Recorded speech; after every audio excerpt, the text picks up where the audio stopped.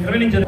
మహోన్నతుడును మహాపరిశుద్ధుడైన మా పరలోకపు తండ్రి, ఈ ఉదయకాల సమయంలో నీ కృపను బట్టి మరొక్కసారి మాకు సజీవంగా నీ సన్నిధిలో ఉంచినందుకు, ఎంతో మందికి లేని వాక్యాన్ని మాకు దయచేసినందుకు నాయనా, మేము నీతిమంతులు కాదు కానీ కేవలం నీలో ఏర్పరచబడి నీ కృపను బట్టి ఇలా నీ సన్నిధిలో ఉంచినందుకు కృతజ్ఞతాస్తుతులు చెల్లిస్తూ, నేను చెబుతున్న మాటలలో నా సొంత ఆలోచన కానీ సొంత జ్ఞానం కానీ లేకుండా తండ్రి, మీరు మాకు రాయించి ఇచ్చిన ఈ పరిశుద్ధ గ్రంథం నుంచి కేవలం నీ నోటి పూరగా కొన్ని మాటలను మీ పిల్లలకు వినిపించడానికి, విన్న వాక్యాన్ని భక్తితో వినడానికి, అవి ఫలించడానికి మీరు కృప చూపండి. ఈ గొంచాల గ్రామంలో మీరు ఇచ్చిన ఈ అవకాశాన్ని బట్టి, అలాగే దావీదు రాజుగారిని బట్టి, ఇక్కడికి వచ్చిన ప్రతి బిడ్డను బట్టి నీ సన్నిధిలో నీ చిత్తానికి అప్పగించుకుంటూ ఈ చిన్న ప్రార్థన యేసు వారి ప్రశస్తమైన నామంలో మిక్కిలి వినయంతో బ్రతుకులాడి వేడుకొనిచున్నాం పరలోకమందున్న మా కన్న తండ్రి, ఆమేన్. అంటే ఇక్కడ ఇన్ని తెలిసిన సొలొమోను గారు చేసిన తప్పు ఏంటంటే, దేవుడు ఎంత గొప్పవాడో తెలుసు, సర్వాధికారి అని తెలుసు, సర్వ సృష్టికర్త అని తెలుసు. ఆ సృష్టికర్త ఒక నిర్ణయాన్ని చేశాడు. ఏమిటయ్యా నిర్ణయం అంటే, ఇదిగో 10 గోత్రాలు నుంచి ఇజ్రాయేలీకి ఇచ్చేస్తాను, రెహబాముకి, నీ కుమారుడికి నీ తండ్రి ప్రకారంగా 2 గోత్రాలు ఇస్తున్నాను అని అనౌన్స్ చేస్తాడు. అనౌన్స్ చేస్తే ఏం చేయాలండి అది ఆయన ఏం చేశాడో తెలిసిన? రాజుల మొదటి గ్రంథము 11వ అధ్యాయం 40వ వచనం. జరిగిన దానిని విని సొలొమోను యెరోబామును చంప చూసెను. మీ తండ్రి మీ ఇంట్లో అరే మన ఇంట్లో మిగతా ఇతర కుర్రాళ్ళు ఉన్నారు కదా, ఆడేదో తప్పు చేశాడు, అయిపోయిందిలే, నువ్వు వాడి జోలికి వెళ్ళకరా అన్నాడు అనుకోండి. తండ్రి చెప్పాడు అనుకోండి ఒక కొడుకుకి, ఏం చేయాలని కొడుకు? తండ్రి చెప్పాడు కదా, తప్పు చేయొచ్చు, తండ్రి చెప్పాడు కదా. కానీ అది మనం అర్థమైతే ఇక్కడ యెరోబాము ఏం చేసి, సృష్టికర్తే ఆయన నిర్ణయించిన ఒక రాజును చంపాలని చూశాడండి. అంటే ఆజ్ఞ అతిక్రమం ఎంత పీక్ వెళ్ళిపోయిందో చూడండి. చదువమ్మా. యెరోబామును చంప చూడగా యెరోబాము లేచి ఐగుప్తు దేశమునకు పారిపోయెను. రాజును చంపేద్దాం అనుకున్నాడండి. దేవుడు నేను నాయకుడిని చేస్తున్నాను అంటే, ఆ నాయకుడిని చంపేస్తే గొడవడంటే నాయకుడిని చంపేస్తాను అంటాడు. సొలొమోను గారి జ్ఞానం అంతవరకు వెళ్ళిపోయింది. అయితే ఇదంతా అయిపోయిన తర్వాత ఇక వీళ్ళు ఏం చేశారు తెలుసండి? తెలిసిన యెరోబాము నార్త్ ఇజ్రాయెల్కి అయిపోయింది. 2 గోత్రాలు తీసుకుని ఈయన వెళ్ళిపోయారు. ఒకరోజు యెరోబాము అంటే సొలొమోను కొడుకు ఒక ప్లేస్కి వచ్చి ఒక కట్టడం కడుతుంటే ఏం చేస్తుంటారంటే, ఆ కట్టడంలో మేము కూడా పాలు పంపులు పంపించుకుంటా ఉంటారు. ఎప్పుడో విడిపోయాం మీరు మేము యూదులు, మేము నిష్టగల వాళ్ళు, మీరేమో ఇజ్రాయేలీలు, మీరు తప్పుడు పనులు చేస్తున్నారని మా కట్టడంలో మీరు రావడానికి వీళ్ళది, మేమే గుడి కట్టుకుంటాం, మీరు కట్టడానికి వీళ్ళదన్నారు. అంటే వీళ్ళు ఏం చేయాలి? వచ్చేయాలి. లేదు, కట్టినంత పడగొడేశారు. చరిత్ర చెప్పేస్తుంది, కట్టినంత పడగొడేశారు. అప్పటి నుంచి వీళ్ళు ఏం చేశారంటే, యెరోబాముని ఇజ్రాయేలీలు చంపేద్దాం అనుకున్నారు, సొలొమోను కొడుకుని. అప్పుడు ఏం చేశాడు? యెరోబాము రథం ఎక్కి పారిపోయాడు. అప్పటి నుంచి మొదలు చూడండి ఒకసారి. రాజుల గ్రంథము, మొదటి రాజుల గ్రంథము 5వ అధ్యాయం 13వ వచనం. మొదటి రాజుల గ్రంథము 5వ అధ్యాయం 13వ వచనం. రాజైన సొలొమోను ఇశ్రాయేలీయులందరి చేతను వెట్టి పని చేయించెను. వారిలో 30,000 మంది వెట్టి చేయువారు.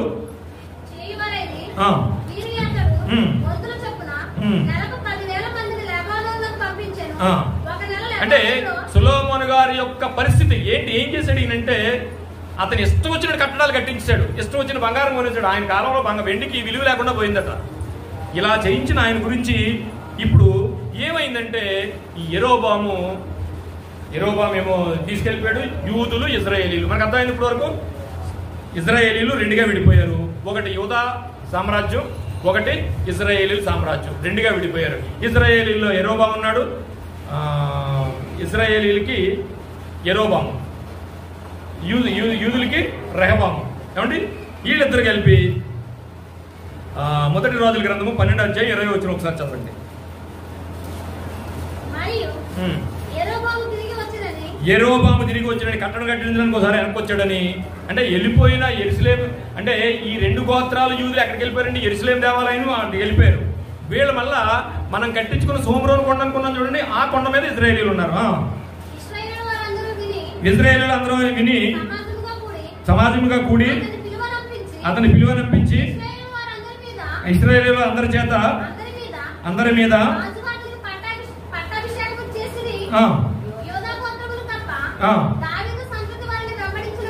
ఎవ్వరు లేరు. అప్పటి నుంచి మొదలుకునండి ఏం జరిగిందంటే దావీదు సంతతితో ఎవరికి ఇజ్రాయేలీలకు సంబంధం లేదండి. యూదా గోత్రం 2 గోత్రాలు వెళ్ళిపోయాయి బెంజమిన్ ఆడుని, ఇంకా వాళ్ళకి వీళ్ళకి అసలు సంబంధమే లేదు. అదే రాజుల గ్రంథం మొదటిది 12:20 చదవండి ఒకసారి.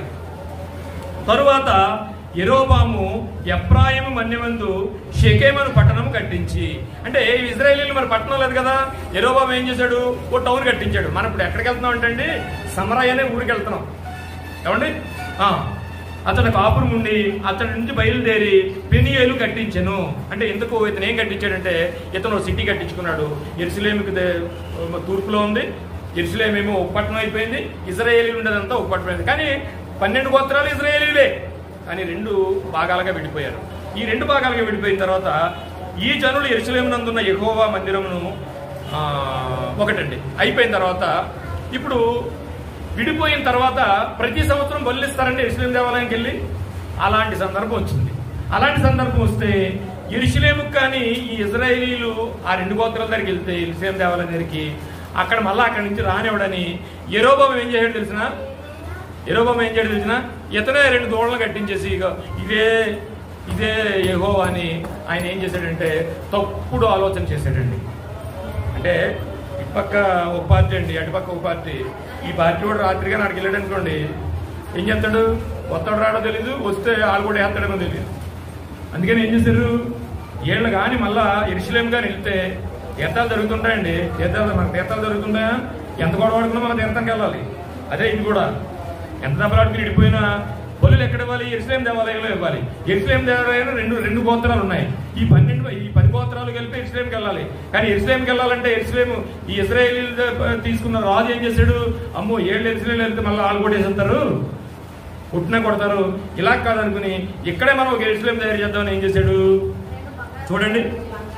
రాజుల గ్రంథం మొదటి గ్రంథం 12:26 మొదటి రాజుల గ్రంథము 12:26 ఈ జనులు యెరూషలేమునందున్న యెహోవా మందిరమందు బలిలు అర్పించుటకు ఎక్కుపోచుండిన ఎడల ఈ జనుల హృదయము మన ఎలక్షన్ లాగా ఉంటుంది. ఈ 2 రోజులు ఈయన కానీ అవతల రీతిలోకి వెళ్ళించామంటే ఏమవుతుందట, ఆడిపోటేసేస్తాడు అంతేనండి. అందుకని అప్పుడు కూడా ఉంది ఇది. వీళ్ళు కానీ మళ్ళీ యెరూషలేము వెళ్తే ఏం జరుగుతుంది అనేది గురించి అని చెప్తున్నాడు అన్నమాట. చదువమ్మ. యూదా రాజైన రెహబామును తమ యజమాని తట్టు తిరుగును, అప్పుడు వారు నన్ను చంపి యూదా రాజైన రెహబామును వద్ద మరలా చేరుదురు. చూసారండి, అర్థమైందండి మీకు అర్థమైందా? వీళ్ళు కానీ అక్కడ కానీ వెళ్తే యెరూషలేము దేవాలయానికి మళ్ళా ఆళ్ళ కలిసిపోయి నన్ను చంపుతారని. 27 27 యెరోబాము తన హృదయమును తలంచి 28 ఆలోచన చేసి బంగారపు దూడలను వేయించి జనులను పిలిచి యెరూషలేమునకు పోవుట మీకు బహు కష్టము. యెరూషలేము పోవడం మంచిది కాదు.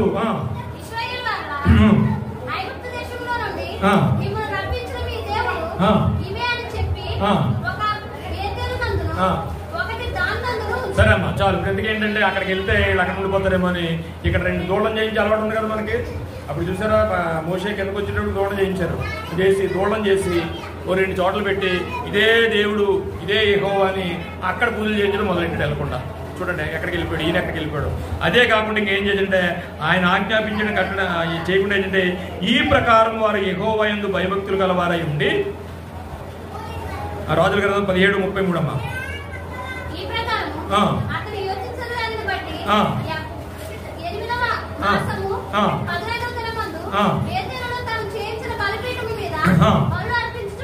బలు అర్పించి వచ్చాను. ఇక్కడే బలి ఇచ్చేస్తారు, గుడికి పంపించట్లేదు.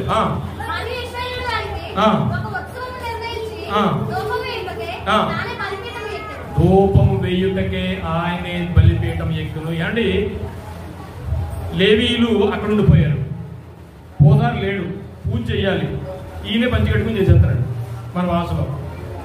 కానీ దేవుడు ఆజ్ఞ ప్రకారంగా రాజు ధూపార్తిని చేయకూడదు, కానీ ఈయనే ఎక్కి ధూపం వేసాడు.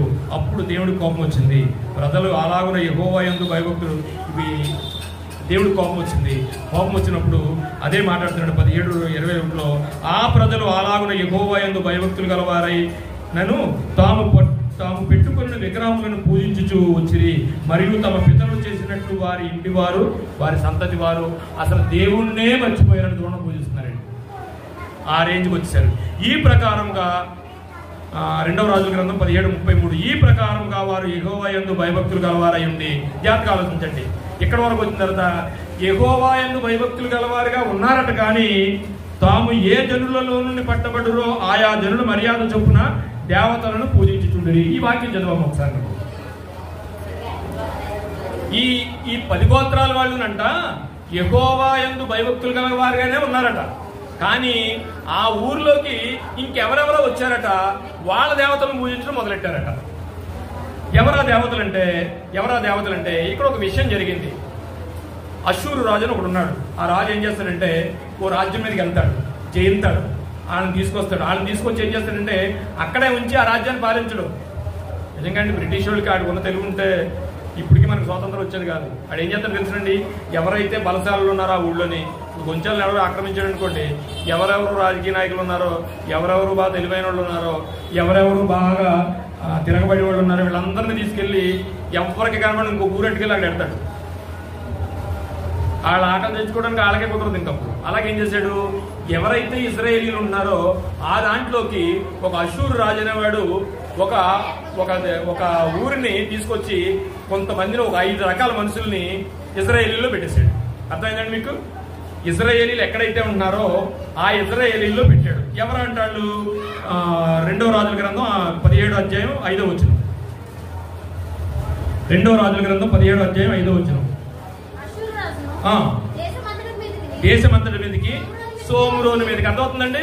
దేశమంతటి మీదకి వచ్చాడట, ఏళ్ళుండే సోమ్రోను మీదకి వచ్చాడట. 3 సంవత్సరములు సోమ్రోను ముట్టడించాను. తర్వాత 23 చదవమ్మా. తన సేవకులైన ప్రవక్తల ద్వారా ఎప్పుడైతే చేశారో అక్కడ యెహోవా కార్యక్రమాలు జరిపించాలి కదా, అక్కడ సరైన రూపార్తలు జరగకపోతే దేవుడు కోపం వచ్చి ఏం చేశాడంటే ఆ ఊరి మీదకి సింహాలను పంపించాడు. సింహాలను పంపించినప్పుడు ఒక వ్యక్తిని అడిగారు, ఏంటి సింహాలను పంపించాడు దేవుడు అంటే, సరైన పూజలు జరగట్లేదు దేవుడికని ఎప్పుడైతే అన్నారో అప్పుడు ఇతను ఏం చేశాడు, యెహోవా ఏం చేశాడు, ఎవరైతే ఆ అర్చన చెయ్యాలో వాళ్ళని తీసుకురావట్లేదు, అతనే చేసేస్తున్నాడు. అందుకని దేవుడు కోపం వచ్చి ఆయన మీద కోపం వచ్చింది. ఇక్కడ కొన్ని దేవతల పేర్లు చెప్పబడ్డాయి. ఏ దేవతలను తీసుకొచ్చారు ఈ సోమ్రోన్లో కంటే? ఒక 5 దేవతలను తీసుకొచ్చారు. జాగ్రత్తగా వినండి. ఆ దేవతలు ఎవరంటే రాజుల మొదటి గ్రంథము 16వ అధ్యాయము 23వ వచనం. రాజుల మొదటి గ్రంథము 16వ అధ్యాయము 23వ వచనం. ఇప్పుడు మీకు అర్థమైందమ్మా? 10 గోత్రాల ఇశ్రాయేలీలోకి 5 రకాల మనుషులు వచ్చారు. ఈ 5 రకాల మనుషులకి 5 రకాల దేవతలు ఉన్నారు. వాళ్ళ ఫ్రెండ్స్ అయిపోయి ఏం చేశారు, దేవుడిని వదిలేశారు. వీళ్ళు వాళ్ళ దేవతలను పూజించడం మొదలెట్టారు. మీకు అర్థమైందా? ఎవరైతే 5 రకాల దేవతలను పట్టుకున్న, నేను మీ ఊరు వచ్చేసాను అనుకోండి, అక్కడ ఎవరో క్రైస్తవులు లేరు, నేను యేసుప్రభుని పూజిస్తాను. అలాగే ఇంకో దేవతను పట్టుకొచ్చి మీ ఊరు వచ్చాడు, ఆ దేవతనే పూజిస్తారు. మీకు అంత బాగుందనుకోండి, యేసుప్రభుని వదిలేకి అందరూ పోతారు. అలాగే ఏం చేశారు, 5 దేవతలను తీసుకుని ఒక 5 రకాల మనుషులు ఇశ్రాయేలీలోకి వచ్చారు. బాయి బాగుంది ఇద్దరికి. వాళ్ళు ఏమైనా ప్రేమించుకున్నారు, వాళ్ళని ప్రేమించుకున్నారు, అంతా చక్కగా ఉంది, అన్ని కలిసిపోయారు. ఇంకా విస్తృత జనంగా మారిపోయారు. దేవుడి జనమైన ఇశ్రాయేలీలందరూ ఈ 5 రకాల మనుషుల్లోనే కలిసిపోయి వాళ్ళ దేవతలు వీళ్ళ దేవతలు వాళ్ళు పెట్టుకుని మొదలు పెట్టాడు. మన ఎక్కడైతే యెహోవా కట్టడలు ఉన్నాయో ఆ కట్టడలో 7 దేవతలు పట్టుకెళ్ళి అందరూ కలిపి పెళ్లిళ్ళు చేసేసుకుంటున్నారు. వ్యభిచారం జరిగిపోతుంది, అదంతా జరిగిపోతుంది. అందరూ ఏం చేశారు అంటే వీళ్ళతో కలిసిపోయి మిశ్రమ జనంగా మారిపోయారు. మారిపోయినప్పుడు ఏం జరిగిందంటే దేవుడికి కోపం వచ్చింది ప్రియులారా. అందుకే వాళ్ళ 5 దేవతలు ఎవరో మీకు చెప్తాను, ఒకసారి చూడండి.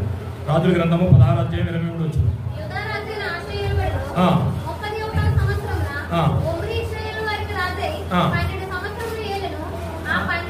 అమ్మా 2వ రాజుల గ్రంథం 17:30. 2వ రాజుల గ్రంథము 17:30. అంటే ఆ 5 దేవతలు ఎవరో చెప్తున్నాను మీకు. 5 మనుషులు వచ్చేసారు ఇశ్రాయేలీలోకి, కలిసిపోయారు. వాళ్ళ పిల్లలు నీళ్ళు చేసేస్తున్నారు, వీళ్ళ పిల్లలు నాళ్ళు చేసేసుకున్నారు, వాళ్ళ దేవుడిని నీళ్ళ మొక్కేస్తున్నారు. కానీ వాళ్ళ దేవుడిని వాళ్ళే మొక్కుతున్నారు, కానీ దేవుడు జనాంగమైన వీళ్ళు ఏం చేశారంటే వీళ్ళ దేవుడిని మర్చిపోయి వాళ్ళ దేవుడిని మొక్కడం మొదలెట్టారు. అర్థమైంది కదా? ఓకే, చదువమ్మా. ఆ దేవతలు ఎవరనగా బబులోను వారు. బబులోను వారు అనేవారంట సుక్రోతు దేవతట. పూత అనే జాతి వారట నెరకల దేవతను తీసుకొచ్చారట. హామాతు అనే వర్గం వారట అషిమా దేవతను తీసుకొచ్చారట. అవీయులు అనేవారట ఎవరు వారి దేవతలు పెట్టుకుని షెపర్వీయులు తమ పిల్లలకు అబ్రమెలేకు వీళ్ళందరూ ఎవరంటే ఒక 5 దేవతలండి. ఇందులో 2 రకాల దేవతలు ఉన్నారు చూడండి.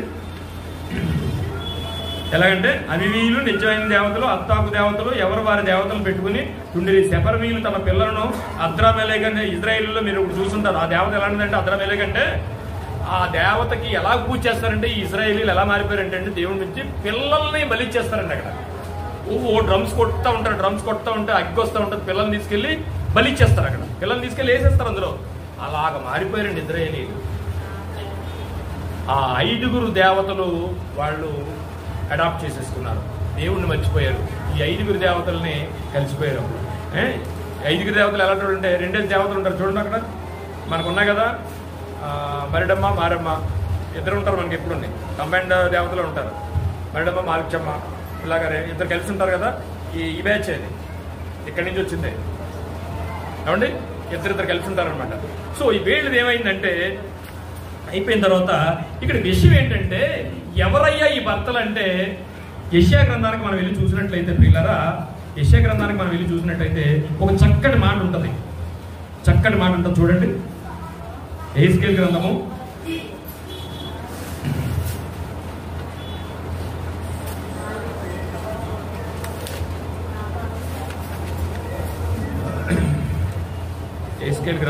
54వ అధ్యాయం 5వ వచనం. ఇప్పుడు ఏ దేవతలైతే వచ్చి ఇజ్రాయేలీలో కలిసిపోయారో ఆ దేవతలనే వీళ్ళు మొక్కడం మొదలెట్టారు, దేవుణ్ణి మర్చిపోయారు. మర్చిపోయిన తర్వాత యెహెజ్కేలు గ్రంథం ఏం చెప్తుందో ఒకసారి చూడండి. 54వ అధ్యాయం 5వ వచనం.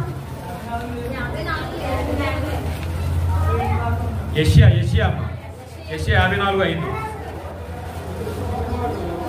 యెషయా 54లో దేవుడు ఏం చెప్తున్నాడంటే నిన్ను సృష్టించిన వాడు నీకు భర్త అయి ఉన్నాడు.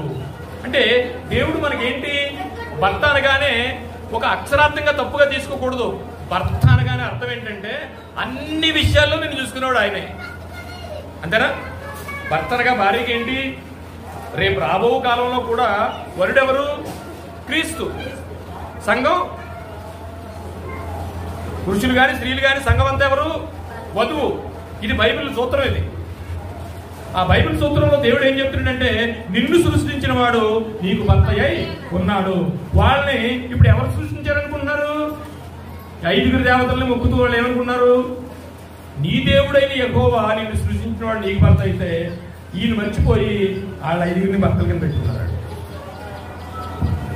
నిన్ను సృష్టించిన వాడు నీకు భర్త అయి ఉన్నాడు. ఇప్పుడు సంఘంలో కూడా రాబో కాలంలో మనకి ఏంటంటే వరుడైన క్రీస్తు వస్తాడు, సంఘము గదిలో నుంచి ఎత్తబడును, సంఘము వధువు. ఈ సూత్రాన్ని మనకు అర్థమైతే ఈ 5 అసలు సృష్టించిన సృష్టికర్త అయిన భర్త అయిన వాడు వదిలేసేసి ఈ 5 దేవతలను ఏం పెట్టుకున్నారు? ఎప్పుడైతే మా సృష్టికర్తలు వీళ్ళే అన్నారా అని అనుకుంటే, ఏ దేవతలను అయితే పూజించి ఏళ్ళే దేవతలు ఏళ్ళే సృష్టికర్తలు అనుకున్నారో అప్పుడు వాళ్ళకి ఏమవుతారు? వాళ్ళు ఏమవుతారు? ఈ 5 వాళ్ళకి ఏమవుతారు? ఇశ్రాయేలీలకి సమరయులుగా మారిపోయారు. సమరయులు అంటే మారిపోయిన కాదండి, సమరయ కొండ మీద ఉన్నారు మాత్రమే సమరయులు అంతే. కానీ వీళ్ళని సృష్టించిన వాడు నీ భర్త అయి ఉన్నాడు. సృష్టించిన భర్త అయిన యెహోవాని మర్చిపోయారు. ఇదిగో మా దేవుళ్ళు వీళ్ళే. ఎవరో హామాతు దేవత, సెపర్వీయులు. ఆ దేవతను చూపుతారు మీకు. అందరూ అండర్లైన్ చేసుకోండి. 2వ రాజుల గ్రంథము 17వ అధ్యాయము 30వ వచనంలో వాళ్ళ 5 ఉంటాయి చూడండి పేర్లు. బబులోను సుక్రోతు దేవత. 2వ రాజుల గ్రంథము 17వ అధ్యాయము 30వ వచనం. బబులోను వారు దేవతను, ఇదిగోండి నరకల దేవత అంటే ఇదిగో ఇదే ఫోటో ఇశ్రాయేలీలు పూజించింది. దీన్ని తీసుకుని ఇదే మా సృష్టికర్త.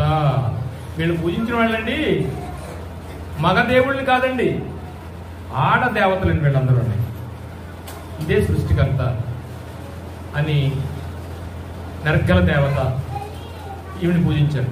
నరకల దేవత ఇది ఎలా ఉంటుంది? నరకల దేవత ఇలా ఉంటుంది. ఇది ఇశ్రాయేలీ కాలంలో వాళ్ళు చేసింది. ఇది అప్పటిదే. ఇది నరకల దేవత. నెక్స్ట్ రెండో చూడమా.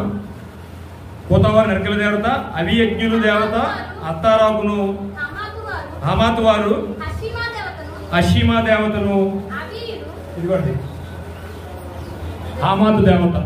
చూడండి ఎలా ఉందో. హామాతు, ఈ దేవత పేరు హామాతు.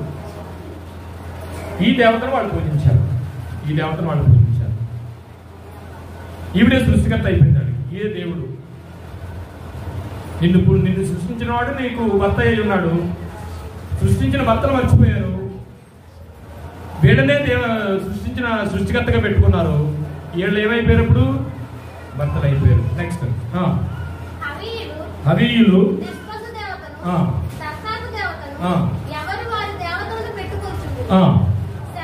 ఇదిగోండి. సెపర్వీయులు పూజించే దేవత ఎవరంటే ఇదండి.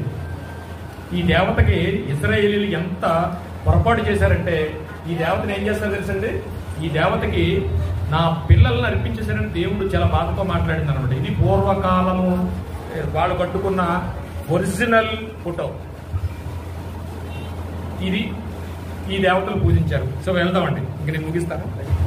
ఇక్కడ రెండు గుంపులు మనకు కనిపిస్తున్నాయి. ఒక్కసారి ఎహెజ్కేలు గ్రంథం తీయండి.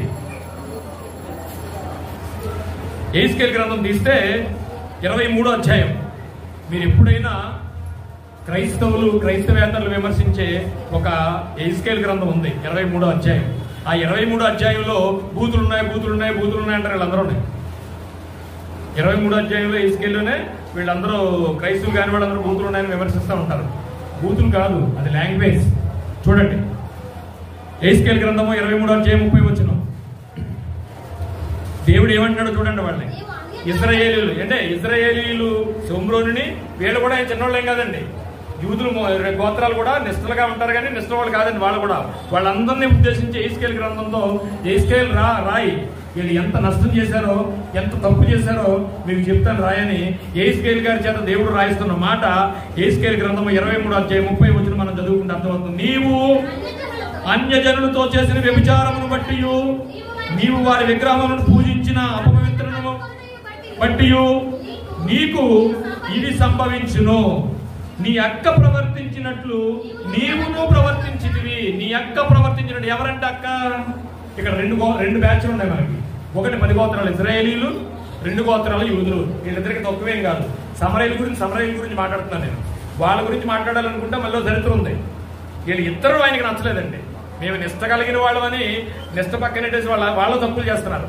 కానీ మనం సమరయులు ఎవరని తెలుసుకుంటాం కాబట్టి సమరయుల గురించే మాట్లాడుతున్నాను. చూడండి, ప్రవర్తించింది కనుక అది పానము చేసిన పాత్రను నీకు చేతికిచ్చెదను. నీ అక్క అయిన సోమ్రోను పాత్ర. చూడండి ఏమన్నాడు, అక్కని చెల్లిని ఎలా పోల్చాడు ఇక్కడ? సోమ్రోని అక్క కింద చేశాడు. ఓకే, విసతో పాత్రలో నిండి నీవు దానిలోని త్రాగి మత్తురాలే దుఃఖంతో నిండి. ఇక్కడ ఏమన్నాడంటే, ఇదిగో 10 గోత్రాలు ఇశ్రాయేలు, సమరయులు, సోమ్రోను, నువ్వు అక్కవై. 2 గోత్రాలు కలిపిన బెన్యామీన్ గోత్రాలు, యూదా గోత్రం కలిపిన యూదులందరూ కూడా చెల్లి. అక్కకి చెల్లికి పెద్ద తేడా లేదు. మీరిద్దరు ఏం చేశారంటే మరియు యెహోవా నాకు ఇలాగు సెలవిచ్చిన నరపుత్రుడా, ఒబోలాకును, ఒబోలా అంటేనేమో సోమ్రోను ఇబ్రూలో, ఒబోలా అంటే అక్క చెల్లి అని అర్థం అండి ఇబ్రూ భాషలో. అండి ఓహోలాకును నీవు తీర్పు తీర్చనువా? అట్లయితే వారి ఏయ కృత్యములను వారికి తెలియజేయము. వీళ్ళు ఏం చేశారట? ఎంత ఏయ కృత్యాలు చేశారంటే, దేవుడిని వదిలేసేసి ఏదో పైనుంచి వచ్చిన దేవతలు పట్టుకుని వాళ్ళని భర్తలుగా ఎంచుకుని వాళ్ళనే దేవుడిగా ఎంచుకుని చేస్తే దేవుడు మాట్లాడుతున్నది. ఎహెజ్కేలు గ్రంథం 23:37లో వారి వ్యభిచారులు, నరహత్య చేయవారు, వ్యభిచరించి నాకు చూడండి మీకు చూపించాను కదా అబ్రమెలెకు దేవతకి దేవుడు అక్కడ ఏం మాట్లాడుతున్నాడు తెలుసునండి, చదువమ్మా 23:37. వారి వ్యభిచారులు నరహత్య చేయవారునై విగ్రహములతో వ్యభిచరించి. ఇక్కడ జాతకాలు ఆలోచించాలి. ఎందుకు భర్తలు అయ్యారంటే, నీకు 5 భర్తలుండిరి అంటే విగ్రహారాధన వ్యభిచారముతో సమానము. నీకు 5 భర్తలుండిరి. నిన్ను సృష్టించిన వాడు నీకు భర్త అయి ఉన్నాడు. నీకు 5 భర్తలుండిరి. 5 భర్తలుండిరి. ఒక రోజు రాబోతుంది, వరుడు వస్తున్నాడు, సంఘం క్రీస్తు ఎత్తబడుతుంది.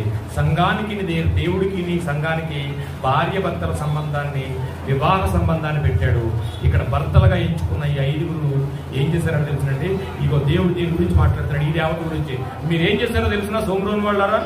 10 గోత్రాలు ఇశ్రాయేలు సోమ్రోన్లో ఉండి సమరయులే మిశ్రిత జనంగా మారిపోయి మీరు ఏం చేశారో తెలిసిన అది మాట్లాడుతున్నాడు. వారు వ్యభిచారిణులు, నరహత్య చేయవారునై విగ్రహములతో వ్యభిచరించి నాకు కనిన కుమారులను. ఏమండి, నీ పిల్లలు నువ్వు కంటే నీ పిల్లాడు అనుకుంటున్నావా? నీ పిల్లాడు అనుకుంటున్నావా? బైబిల్లోకి వెళ్తే నీ పిల్లాడు కాదు, గర్భఫలము యెహోవా ఇచ్చు బహుమానమే, నీది కాదు. కన్నా ప్రతి బిడ్డ కూడా దేవుడికి సొత్తు అండి. ఆయన కొన్నాడండి మనల్ని. కోట్లు ఉన్న పిల్లలు లేరు, మరి ఇచ్చినట్టే ఎవరైనా ఆయన ఇచ్చినట్టేనా? ఏం చేశాడట? ఏం చేశాడట? ఆయనకు కనిన బిడ్డలను నువ్వే పిల్లల కన్నా సరే దేవుడిలో పెంచాలి. నువ్వు దేవుడికే పెట్టాలి. ఆయన పిల్లలు దేవుడి పిల్లలు, నీ పిల్లలు కాదు. ఆయన ఉంచాలని ఉంచుకుంటాడు, తీసేయాలంటే తీసిపోతాడు. ఆయన పిల్లలు. అదే మాట్లాడుతున్నాడు అక్కడ.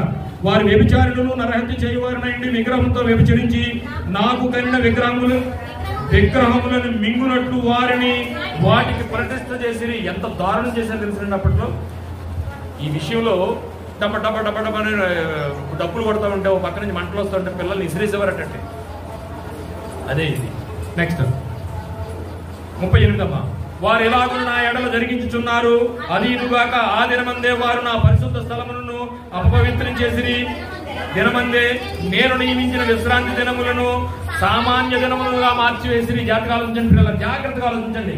ఏమండి, ఆదివారం అని నిర్ణయిస్తే అసలు ఆదివారాన్ని మర్చిపోయారట. అపవిత్రపరిచి దినమందే నేను నియమించిన విశ్రాంతి దినములను సామాన్య దినములుగా మార్చివేసిరి.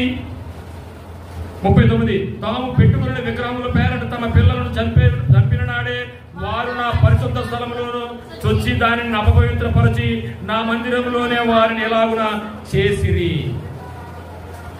వాళ్ళ మందిరాలు పట్టుకుని ఎవడో వచ్చాడు, దేవత బాగుంది, వీడికి బాగుంది, ఇద్దరు కలిపి కొన్నాళ్ళకి అసలు యెహోవాని తీసేసి ఆ వచ్చిన శుక్రోతి దేవతను, శబరవి దేవతను వీళ్ళందరినీ పెట్టుకుని ఈవిడే మా సృష్టికర్త. ఈ 5 భర్తలు ఉండేవి. 5 భర్తలు ఉండేవి. కానీ ఇప్పుడున్నవాడు కూడా మీకు 5 భర్తలే ఉన్నారు. మరి 6వ భర్త ఎవరు? ఇప్పుడున్నవాడు కూడా నీకు భర్త కాడు.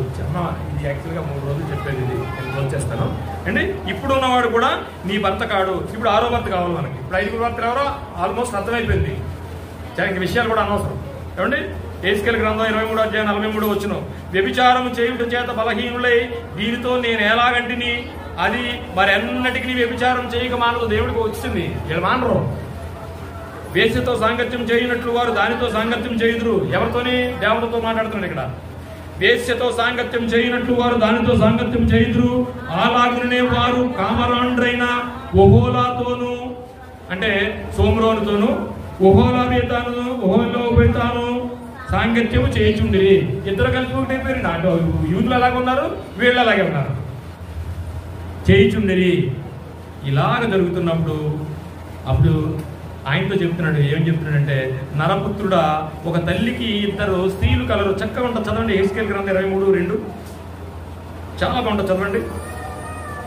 ఎహెజ్కేలు గ్రంథం 23:2 నరపుత్రుడా, ఒక తల్లికి పుట్టిన 2 స్త్రీలు కలరు. అంటే ఇక్కడ ఇశ్రాయేలీయుల సంఘాన్ని ఎలాగైతే స్త్రీతో పోల్చాడో అలాగే అక్కడ ఇశ్రాయేలీయుల గోత్రాలను కూడా స్త్రీతో పోలుస్తున్నాడు. ఇద్దరు 12 గోత్రాలు కలిపి 2 అయిపోయారు కదా. 2 అయిపోయారు. 2 గురించి మాట్లాడుతున్నాడు. జారత్వం చేసిరి.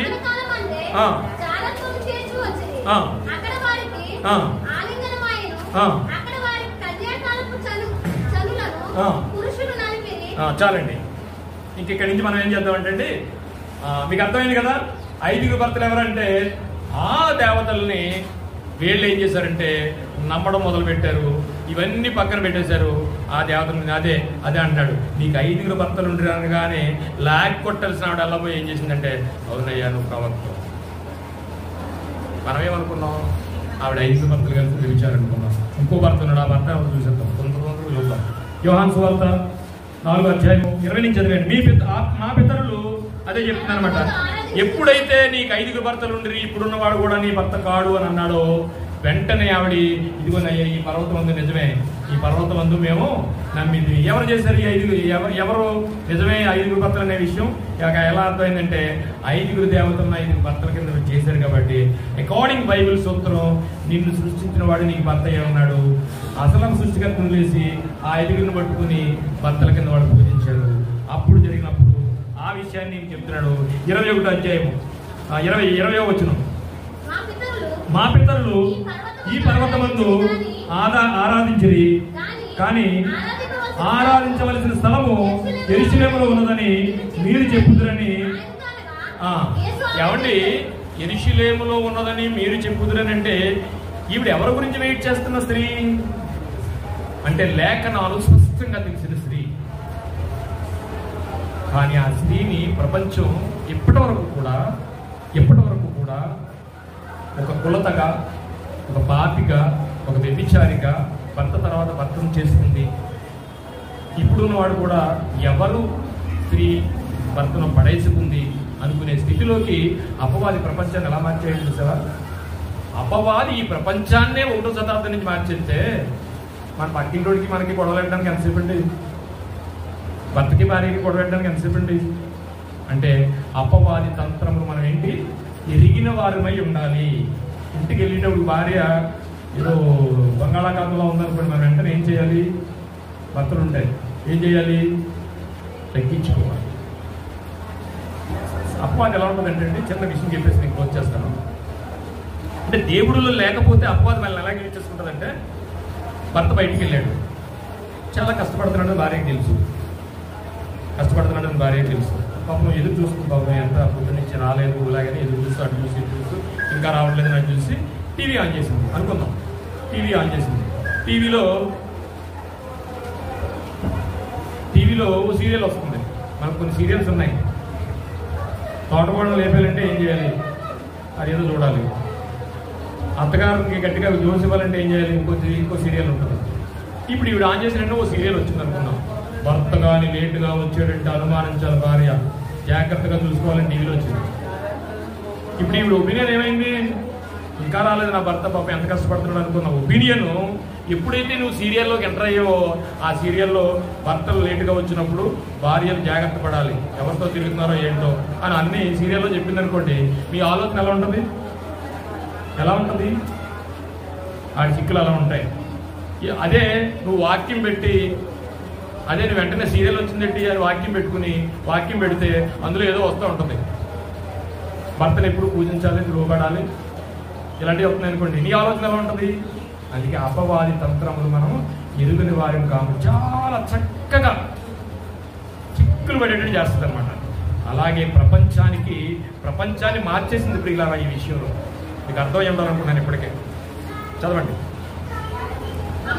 అమ్మా, ఒక కాలం వచ్చుచున్నది, ఆ కాలమందు ఈ పర్వతం మీదనైనను. ఇప్పుడు ఈవిడ ఏమనుకుంటుంది? మా పితరులు ఈ పర్వతమందు ఉన్నారు, పర్వతమందు ఆరాధించింది. కానీ ఏస్కేల్ గ్రంథం ఒకసారి మొత్తం చదవండి, 23 చదవండి, మనసు పెట్టి చదవండి. అయితే ఇక్కడ ఎవరి ఆరోభర్త అంటే ఆవిడ ఏం చెప్తుంది చూడండి. ఒక కాలం వచ్చుచున్నది కాదండి, దానికి ముందు చదవండి. ఆవిడ ఆరో భర్త ఎవరో చూపిస్తున్నారు మీకు. ఎంతమంది అయిపోయారు, 5 భర్తలు అక్కడ పూజించారు, అయిపోయారు. కానీ ఇంకేమింటుంది? అయ్యా మీరు వచ్చారట, మీరు వచ్చి చెప్తారట, మేము ఆరాధింపవలసిన స్థలము యెరూషలేములో ఉన్నదని ఆయనతో అనగా అంటే యెరూషలేములో ఉన్నదని ఎందుకంటే అండి, యెరూషలేము దేవాలయం గురించి అసలు యేసుప్రభు వారు ఒక చాలా పెద్ద పని పెట్టుకుని సమరయ్య వచ్చాడండి ఆయన. ఎందుకంటే ఇంత గొడవలు జరిగిన వీళ్ళు మా యేసుప్రభు యూదుల్లో పుట్టారండి, సమరయ్యలు నమ్మరండి. యేసుప్రభు పుట్టాడు యూదుల్లో అంటే యూదులు ఇంకా నమ్మలేదండి, కానీ సమరయ్యలు అసలు నమ్మరు. ఇది తెలియాలంటే ఇది చాలా పెద్ద కార్యక్రమం పెట్టుకుని సమరయ్యలోకి వచ్చాడండి. ఆయన పుట్టుకలో ఒక సగం భాగమే సమరయ్య రావడం. అలాంటి అద్భుతమైన సంఘటనని సందర్భాన్ని అపవాది ఏం చేసిందంటే అర్థం కాకుండా చేసిందండి. ప్రపంచానికి అర్థం కాకుండా చేసేసింది. ఎవరికి అర్థం కాలేదంటే, నేను ఎవరిని విమర్శించట్లేదు పిల్లరా, ఎవరిని విమర్శించట్లేదు. కాలానుగుణంగా దేవుడు తెలియజేస్తాడు, చెప్పిన వాళ్ళు చెప్పారు, దేవుడు ఈరోజు మీకు చెప్పించాడు. ఎంత జ్ఞానం కాకపోతే, ఎంత అద్భుతమైన ఆలయం కాకపోతే మీరు ఈ విషయం తెలుస్తారు. ఈ విషయం ఎంతమంది తెలుసా మీకు? ప్రపంచానికి తెలియదు ఈ విషయం. నేను కేవలం ఇది ఎక్కడ చెప్తానంటే, ఒక రోజంతా తీసుకుని ఉదయం భోజనాలకు ముందు ఒక గంటన్నర, భోజనం తర్వాత ఒక గంటన్నర, 3 గంటలన్నర టైం పడుతుంది నాకు ఇది చెప్పడానికి. అయితే పాస్టర్ ఫెలోషిప్లోనే చెప్తాను. ఎందుకంటే వాళ్ళు ఆ రోజు భోజనాలు పెట్టుకుంటారు, ఉదయం సాయంత్రం వరకు పెట్టుకుంటారు, అయిపోయే వరకు ఉంటారు. తర్వాత ప్రశ్నోత్తరాలు ఉంటాయి, ప్రశ్నలు అడుగుతారు. నాకు తెలిస్తే చెప్తాను, ప్రశ్నలు చెప్పే అంత గొప్ప వ్యక్తనేం కాదు, కానీ నాకు అడిగినవి తెలిసినవి చెప్తాను. ఇప్పుడు మీకు కూడా చాలా ప్రశ్నలు ఉంటే అడిగేయచ్చు, అడగకపోతే మ్యాటర్ సెటిల్ అవుతుంది. సో ఇక్కడ ఎవరయ్యా ఆరో భర్త అంటే, ఈవిడికి ఏమైపోయింది, మాకు యెరూషలేమునందు పూజించాలనే ఒక ఆలోచన ఉంది, అక్కడ ఉంది మాకు అంటే, అప్పుడు చెప్తున్నాడు చూడండి ఆ ఆరో భర్త గురించి. ఆయన ఏమంటాడు చూడండి, అమ్మ ఒక కాలం వస్తుంది, ఆ కాలమందు ఈ పర్వతము మీదనైనను యెరూషలేములోనైనను మీరు తండ్రిని ఆరాధింపరు. ఎందుకు ఆరాధింపరంటే మత్తయి సువార్త ఏంటి ఒకసారి. ఇది ప్రవచనం అండి, ఇది ప్రవచనం. అప్పుడు యెరూషలేము దేవాలయం ఉంది నేను చెప్పేటప్పటికి. యెరూషలేము దేవాలయం చక్కగా ఉంది. మత్తయి సువార్త 1 చదవండి, 24:1. కొంచెం ఓపు పట్టండి, అర్థం చేసుకుని వెళ్ళిపోతుంది కదా. యేసు ప్రభు వారంట తన శిష్యులతోనంట యెరూషలేము దేవాలయం దగ్గర నుంచి నడిచి వెళ్తున్నాడంట. ఆయన శిష్యులు ఆ దేవాలయం కట్టడం చూసి చూపించవచ్చు. ఎందుకంటే చూసారా ప్రభు, మా యెరూషలేము దేవాలయం ఎంత బాగుందో చూసారా, మీరు ఎప్పుడు చూసి ఉండరు. మాదే ఇది యెరూషలేము, మా దేవాలయం చూడండి ఎంత బాగుందో, కట్టడాలు అయ్యి మనం కూడా చూపిస్తూ ఉంటాం. ఎవరైనా హైదరాబాద్ నుంచి వచ్చారనుకోండి, హైదరాబాద్ నుంచి వచ్చిన చూపించడానికి ఏమైనా ఉంటాయి మన కాకినాడలోని ఉంటాయా? మనకంటే బోర్డు ఉంటాయి వాళ్ళకి. మనం ఏం చేస్తాం తెలుసునా చెప్పండి, హైదరాబాద్ నుంచి వచ్చినోడు సాటిస్ఫై అవ్వాలంటే మనం ఏం చేయాలి చెప్పండి? వాళ్ళకి లేదు, మనకు కూడా ఉంది కదా, సముద్రం ఉండదు. ఆ సముద్రంలో తీసుకెళ్తే చాలు, పెద్ద ఆనందపడిపోతాడు. అలాగా యేసు ప్రభు వారే పెద్ద బిల్డరు, ఆయన సృష్టికర్త, ఆయన లేకుండా ఏది కలగలేదు, ఆయన ప్రధాన శిల్పి. ఆయన పిలిచంటారంట, చూసావు ప్రభు మా ఊళ్ళో దేవస్థానం యెరూషలేము దేవాలయం ఎంత బాగుందో అని అన్నారంట. అంటే ఆయన ఏమన్నాడు చూడండి, ఆయన ఏమన్నారంటే ఆయన ఏమన్నారు అంటే చదవండి. ప్రభువా ఆ శిష్యులు ఆ దేవాలయం కట్టడం చూపించుచూ వచ్చింది. అందుకు ఆయన మీరు నాకు అన్నీ చూపించుచున్నారు కదా, ఈ ఆలయం గురించి చూపించారు కదా చాలా బాగుందని. ఇది ఒక కాలం వస్తుంది, ఆ కాలంలో రాతి మీద రాయ ఉండదు. అప్పటికి ఎంత అయింది తెలుసునండి, యేసు ప్రభు వారి తర్వాత 70 సంవత్సరాలకి మౌంటైన్ కొట్టేశారండి దాన్ని. అది కొట్టేస్తారని ఈయన తెలీదా? కొంతకాలం ఉంటుంది, అది ఉండదు. ఈయన వెళ్ళిపోయిన తర్వాత అది ఉండదండి. ఇంకా తండ్రి యెరూషలేము వెళ్ళి ఆరాధించాల్సింది మీకు నాకు లేదు, ఎవరికీ లేదు. కానీ ఆరాధించవలసింది ఇంకా ఆరో భర్త నీకు లేడు. ఇంకా ఇంకొకళ్ళు ఎవరికో ఎక్కడికో పైకి వెళ్ళి ఆలోచించాలని చూస్తున్నావు. నీ భర్తను తీసుకురా, నాకు భర్త లేడు, లేస్ నిజమే, ఇప్పుడున్నవాడు కూడా నీ భర్త కాడు. నీలో ఉన్నది ఏంటంటే ఇంకా పైకి వెళ్ళి ఆరాధించాలనుకుంటున్నావు, అదే నీకు ఆరో భర్త. ఆ భర్తతో ఇప్పుడు పని లేదు, నీవు చెప్పింది కరెక్టే, కానీ ఇప్పుడున్నవాడు కూడా నీకు భర్త అవడం. ఎందుకంటే ఆ టైం అయిపోయింది, ఒక కాలం వస్తుంది, దాన్ని కొట్టేస్తారు. రాయి మీద రాయి ఏదైనా ఉండదు. యెరూషలేము వెళ్ళి మీరు పూజ చేయక్కర్లొద్దు, కొండలు ఎక్కక్కర్లొద్దు. మీరు ఎలా పూజ చేయాలంటే ఆత్మతోనూ సత్యముతోనూ. చదవమది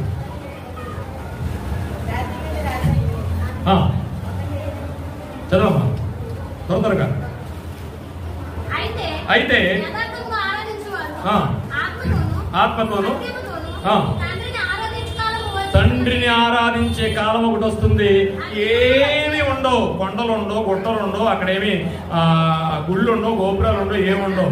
ఎలా చేయాలంట? ఆత్మతోనూ సత్యముతోనూ. ఆత్మ అనగా దేవుడు, సత్యం అనగా వాక్యం. వాక్యానుసారంగా బ్రతకడమే ఆత్మతోనూ సత్యముతోనూ.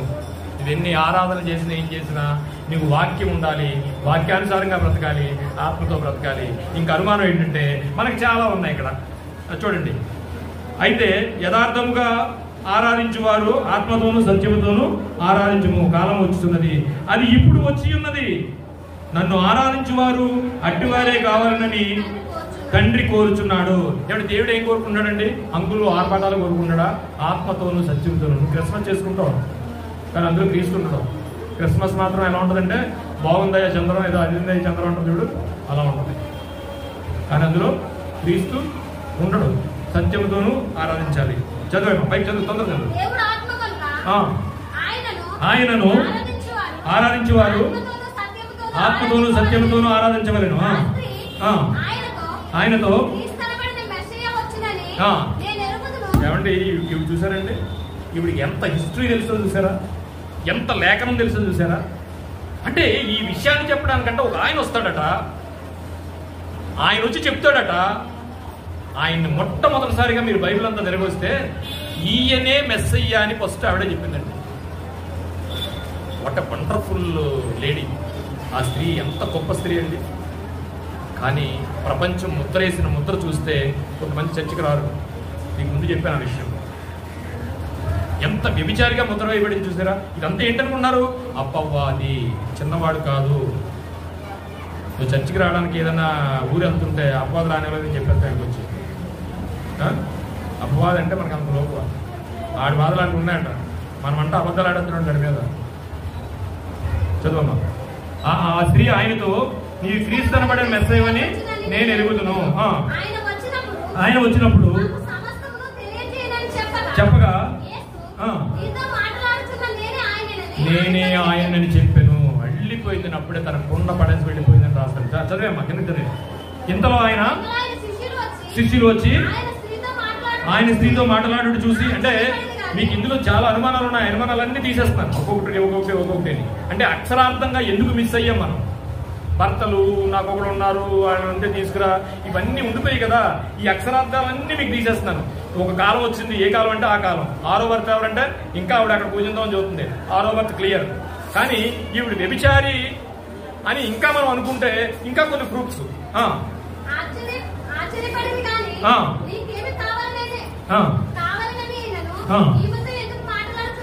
ఏమిటి చిన్న సందర్భం అండి, చిన్న సందర్భం. ఇప్పుడు మీకెవరో మీకు ఒక విరోధం ఉంది. మీరు ఎప్పుడు మాట్లాడుకోరు, కనబడితో అటు ఇటు వెళ్ళిపోతూ ఉంటారు.